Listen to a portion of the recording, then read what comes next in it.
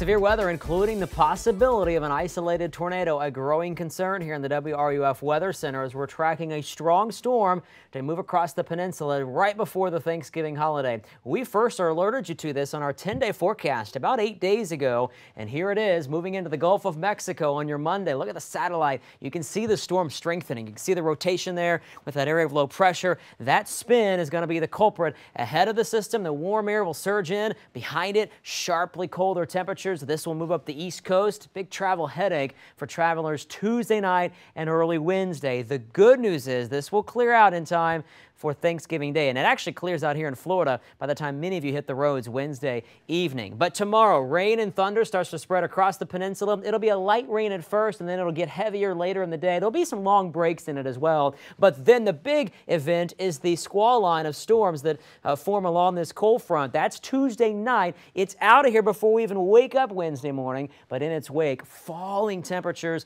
and the first freeze of the season for many areas of the state, especially up near the Florida, Georgia border on Thanksgiving morning. Three big impacts from this storm: the thunderstorms that could produce a little wind damage or an isolated tornado, the brief heavy rain, and then the first freeze of the season. Now, on Tuesday afternoon, the severe threat is mainly north and west of Gainesville and Ocala, but it slides right in our direction with the cold front. There's Tuesday evening, and then it's out of here by 2 or 3 a.m. on Wednesday morning. We're also going to have an episode or two of some very heavy rain in a short amount of time. The system's moving fast, so the rainfall amounts won't really cause any flooding. It's actually beneficial rain, about a ½ inch in Gainesville, closer to an inch, though, near the Nature Coast. Then the big story is the plunging temperatures. I want you to watch the timeline here. This is midnight, about when the front comes through Tuesday night. By daybreak Wednesday morning, we fall into the 50s. No big deal, right?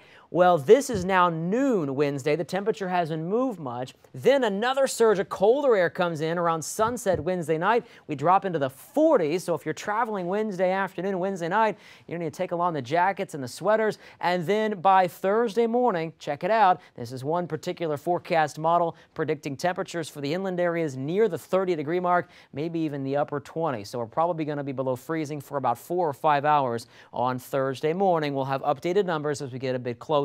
Here's your updated 6-day, and it's not going to be a washout tomorrow, even though that's a 100% chance for rain. That's in the evening hours, okay? There'll be some showers in the midday part of Tuesday, but it's mainly the evening hours. We get the big thunderstorms, and then the bigger stories, the falling temperatures on Wednesday, a chilly Thanksgiving, but hey, look at the nice rebound by Friday and Saturday. Stay tuned for updates during the day Tuesday and Tuesday night if the severe weather moves in.